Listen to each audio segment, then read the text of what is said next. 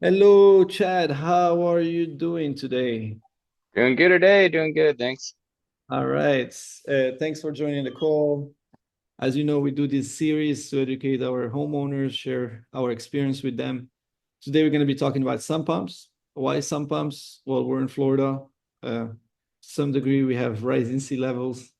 And because of that, we see flooding in homes. So we've actually seen increased demand for sump pumps, and we're happy to help homeowners resolve their issues with water. I'm here in the Sunny Bliss headquarters, and this is an interview series that we're doing on a regular basis. So let's get to it, Chad. Thank you for joining us on the call. So we've released several articles about sump pumps, and one of the topics of interest is the maintenance. Like, okay, they can call us, we'll install a sump pump, but then what does a homeowner have to do to keep that sump pump working, and so that it can help them when the water comes? Sure. So we'll do a quick basic real quick. So some pump, obviously, it's going to be in the low part of your house, and whether it's be if you do have some kind of courtyard or something near your front yard, back door. It's going to be a basin that catches the overflow water that isn't draining out away from your home. It's going to go into some kind of basin. It's going to have a filter, a screen, something that's going to catch all the large debris, and then it's go down into the pump, and that pump's going to take out all the water. So that water, because it did travel over all the soil, might be traveling down a driveway. It's going to pick up a bunch of debris itself that's going to pass through filters, and it's going to potentially gum up that pump. So once a year, you absolutely want to pull that pump out, have it cleaned and maintained, clean the filters, make sure everything is debris free, make sure that pump is going to actually work during an emergency. You want to do regular testing every few months. Make sure that you either bypass the floats that turn it on and make sure the pump is pumping, or pour water down there with a hose and make sure that it actually turns on and pumps all that water out of there regularly. You want to Yeah. do schedule quarterly maintenances. Go ahead.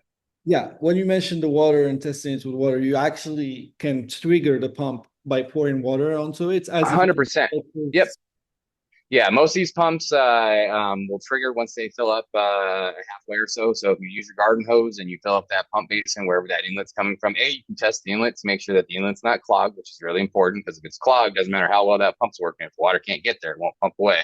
So you can test your inlet, and then you can verify that the pump actually is pumping at a suitable rate. If the pump turns on and it barely comes out at half the speed of your hose, that pump is not working properly. It should be pumping out at a full force, almost like a fire hydrant, and it should be pumping that water out there very, very rapidly. Most pumps are anywhere from 50 to 70 gallons a minute. So that way you can bring a lot of water at one time away from your property to avoid flooding your property. So you absolutely want to make sure that thing's working properly at least once a year, if not twice a year. But you want to definitely make sure that it's being tested just for power purposes at least every 3 or 4 months. excellent, excellent. And 3 to 4 months in terms of frequency of the maintenance, right? Making sure that it's powered on, make sure that it never didn't get disconnected. I mean, it's one of those things where you need to make sure that thing's being taken care of. So absolutely. So it's not something you want to find out is broken during the middle of a storm.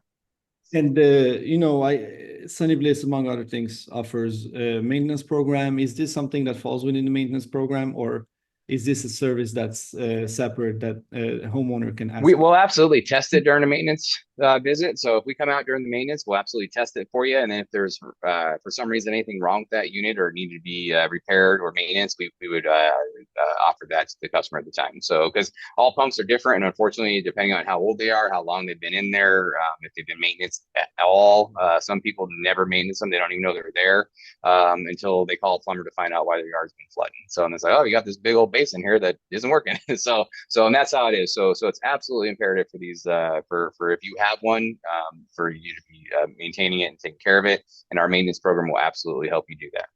Excellent, excellent. What about the battery backup system?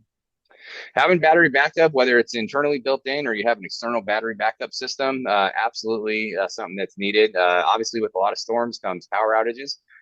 So if you've got a ton of water coming down and there's no power to make that pump work, whether it's clear and free or debris free or working in perfect order, if there's no power, it's not going to do anything for you. So having a battery backup that's suitable for the amp draw and the actual voltage that's required for that is absolutely something that we suggest. Excellent. Well, thank you, Chad, always for sharing your experience. For those who don't know, Chad is a fifth generation plumber. His son is actually a plumber too, so that he'd be the sixth generation plumber. Always great interacting with you, and we'll be in touch. Sounds good. Thank you. One more question, Yeah. actually. Share with our audience, how do you do to have such a good lighting during these videos? It's quite.